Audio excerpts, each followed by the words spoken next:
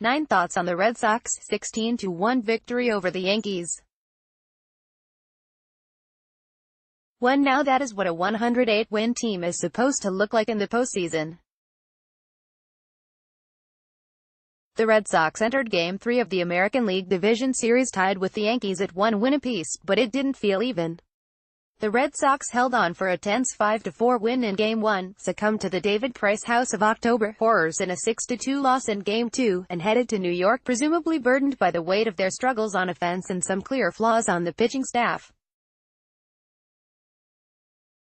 So what happens? Brock Holt became the first player in postseason history to hit for the cycle. Mookie Betts, 2 hits, 2 runs, 2 RBIs, 1 brilliant base-running play, and Andrew Benintendi, 3-run double, came to life at the plate, and every Red Sox batter had reached base in the game before the 7-run fourth inning was over.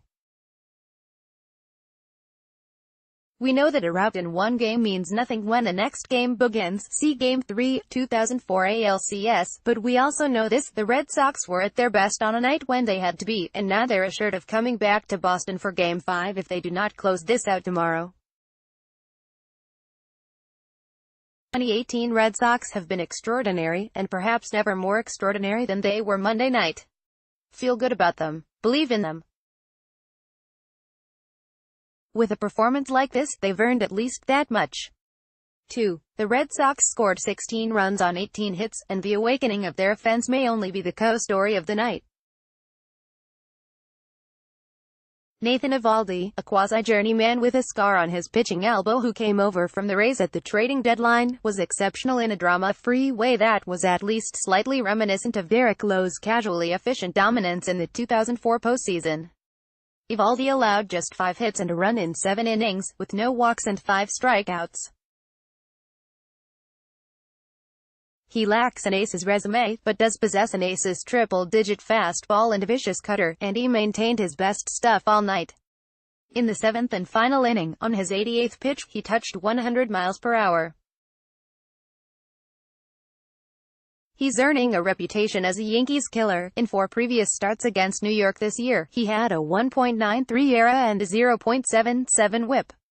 Shutting down that lineup in the postseason, in a pivotal moment in a short series, is feat that won't be forgotten anytime soon.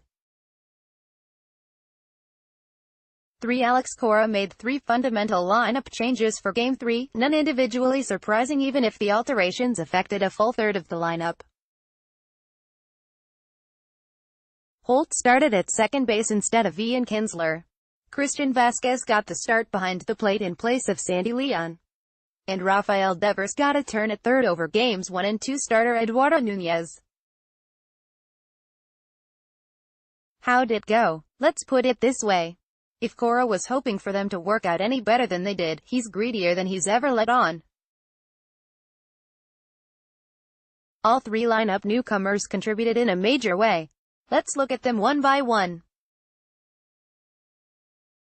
4. Might as well admit it, I did not like the idea of starting Vazquez, a lightweight at the plate who seemed to lose some of the shine on his near-golden defense this season.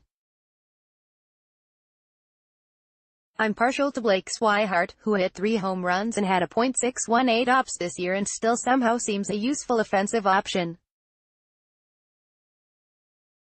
He did hit all 3 of his homers in 108 plate appearances in the second half, with a .708 OPS, but Vazquez was the improbable igniter of the Red Sox offense in Game 3.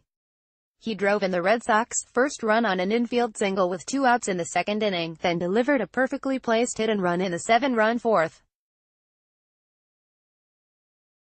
It's the best game I've seen from him in a long time. 5. Cora has seemed a little frustrated with Devers lately, mentioning that he needs to be more committed to hard work on a couple of different occasions in recent weeks.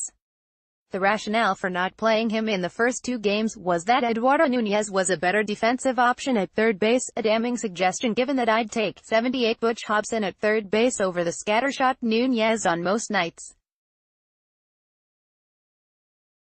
Cora deserves credit for keeping an open mind about Devers, who clearly exasperates him from time to time, but who also possesses enticing, if unrefined, potential as a hitter. The reward was a solid overall contribution, no mistakes on defense, 2 hits, 2 runs, and an RBI on offense, and the possibility that he can be a bigger contributor, as he was last year against the Astros, as the playoffs go on. 6.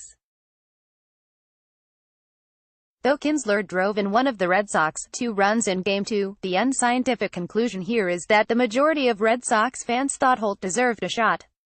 The majority of Red Sox fans did not know how right they were. Holt really had a nice bounce-back season, .277, .362, .411, after dealing with lingering concussion symptoms and vertigo in 2017. I wondered if his time was nearing an end with the Red Sox entering the season, but he just got better and better as it went on. He was especially productive in the second half this year, with an .809 ops after the All-Star break, a couple of absolutely crushed home runs. 7. I do not, however, believe anyone outside of the most optimistic member of the Holt family thought he was capable of hitting for the cycle. What an epic performance. He made a vintage Dustin Pedroia-style defensive play on a rocketed grounder by Brett Gardner with 1 on and 1 out in the third, singled to start the fourth and ripped a 2-run triple to punctuate the inning, added a ground rule double in the 8th, then homered in the 9th off Yankees catcher, knuckleballer Austin Rimini. I do still believe Cora should make future decisions at second base based on the matchup, because Kinsler is a good player who might have his big moment along the way. But Holt deserved a shot, got it, and he took advantage of it in a spectacular way Monday night. Hard not to be happy for the guy. 8. Umpire Angel Hernandez had 3 of his calls overturned at first base out of 4 that went to replay. A .250 average is adequate for a hitter nowadays, but it's brutal for an umpire, and such incompetence is not unusual for him. 9. Okay, I'll ask, at what point would you have felt comfortable bringing in David Price? Bottom of the 8th with a 14-1 lead seemed safe to me. Though it would have been amusing to use him for the last 3 innings to earn the cheapest save in baseball history.